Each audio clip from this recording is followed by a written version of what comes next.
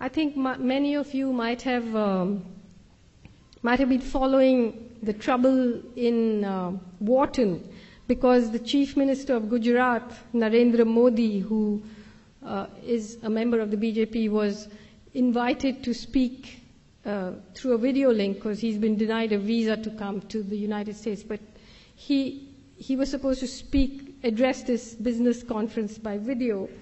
And some professors ran a campaign against, petitioned the university to disinvite him, and he was disinvited. And now there's a campaign for the free speech of Narendra Modi. But I just want to tell you who this man is. He was a member of an organization called the RSS, which is the Rashtriya Swayamsevak Sangh, which was set up in 1927, inspired by the fascists in Italy, inspired by Mussolini. One of their greatest heroes is Adolf Hitler. They very openly praise Adolf Hitler, and I'll read you some of the things that their books say. In 2002, when Modi was the chief minister, a train full of pilgrims coming back from the destruction of this Ayodhya mosque, which was disputed, the train caught fire. Nobody knows who set fire to the train, and 57 pilgrims were burnt. In reaction to that, under his watch, right-wing Hindu mobs went crazy in Gujarat. They burnt and killed and raped, and something like between 1,000 and 2,000 Muslims were massacred openly on the streets of Gujarat. 100,000 people were driven from their homes.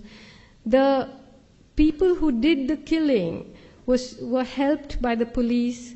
There was a member of the Legislative Assembly called Ehsan Jafri, who had the temerity to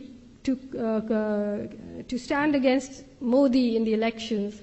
His house was surrounded by a mob of 20,000 people. He made something like 200 phone calls asking for help. The police vans came there and went away. They didn't do anything. The mob surrounded the house. Ehsan Jafri came down and said, look, there were many people sheltering in his house.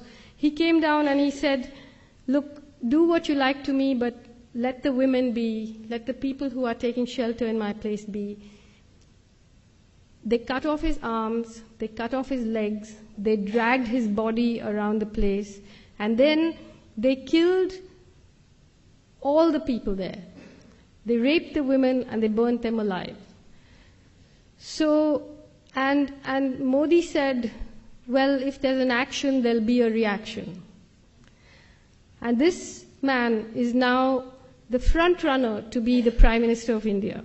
And I just want to read you some of the things that the organization to which he belongs say.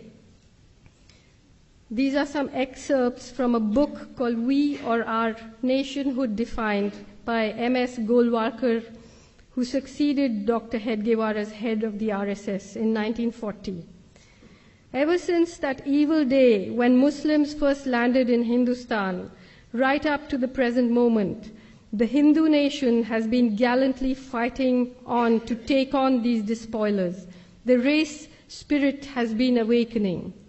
In Hindustan, the land of Hindus, lives and should live the Hindu nation. All others are traitors and enemies to the national cause, or, to take a charitable view, idiots. The foreign races in Hindustan may stay in the country, wholly subordinate to the Hindu nation, claiming nothing, deserving no privileges, far less any preferential treatment, not even citizens' rights. To keep up the purity of its race and culture, Germany shocked the world by her purging the country of the Semitic races, the Jews. Race pride at its highest has been manifested here, a good lesson for us in Hindustan to learn and profit by. By the year 2000, the RSS had more than 60,000 branches and an army of more than 4 million volunteers preaching its doctrine across India. Now, at the time when the pogrom against the Muslims happened in 2002, there was an outcry and people were shocked. But since then, Modi has won the elections 4 times. And now he has become the most favorite candidate of India's greatest corporations because he's bringing in a lot of private investment.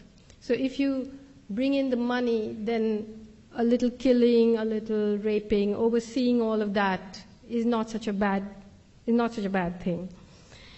So you have a situation where this kind of open, I mean, we call them fascists because they call themselves fascists, meaning they, in their books, admire the fascists.